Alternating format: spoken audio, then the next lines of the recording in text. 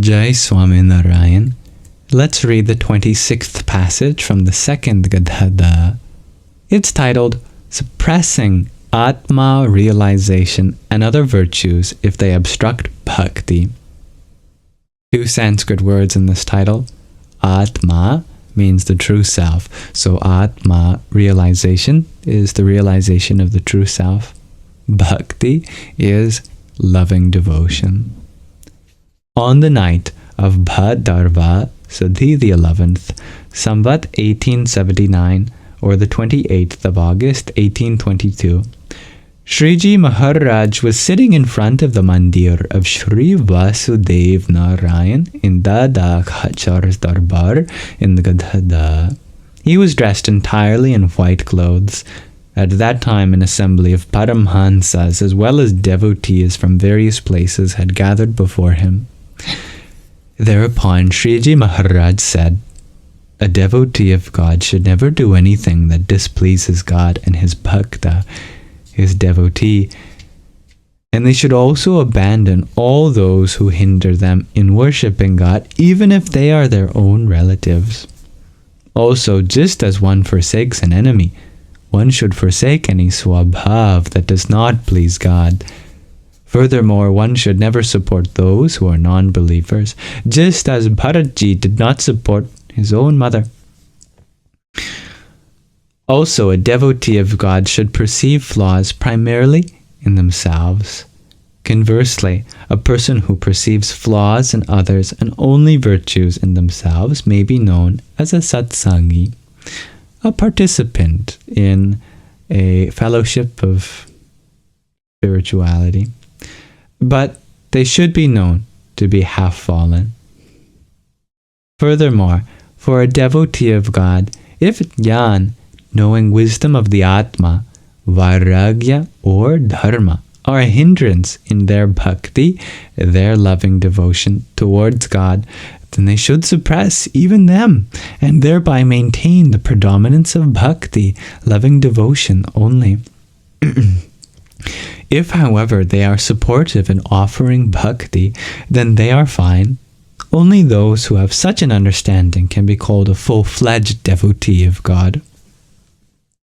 Moreover, no matter how great they may be, if a person perceives flaws in others and virtues in themselves, they will certainly encounter hindrances on the path of liberation.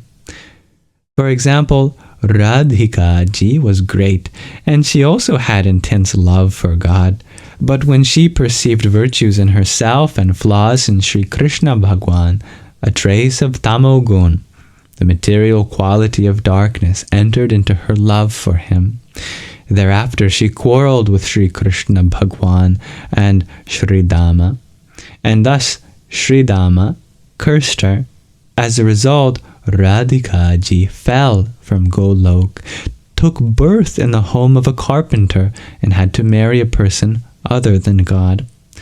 Thus she suffered a severe disgrace. Even Sri Dama perceived virtues in themselves and attributed faults to Radhika ji. As a result, he was cursed by Radhika and had to become a demon. This, however, is not the way of falling from the abode of God, for those who have fallen have done so due to God's will. After all, God has declared, even one who is as great as Radhika ji will fall if one perceives virtues in oneself and perceives flaws in devotees of God. If that is so, what can be said of others?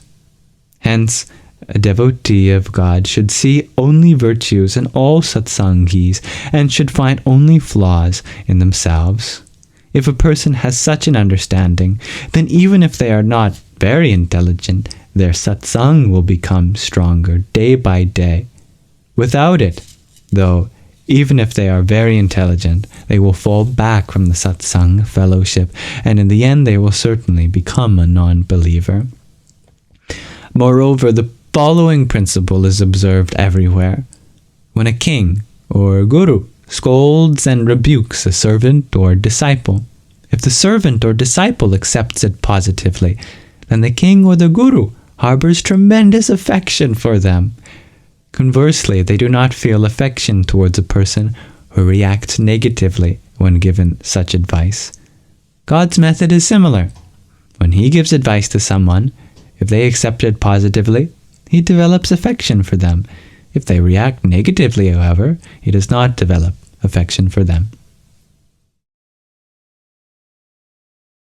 This has been the 159th discourse from Sriji Maharaj in the Vachanāmrut. Thank you very much for listening. Jai Swaminarayan.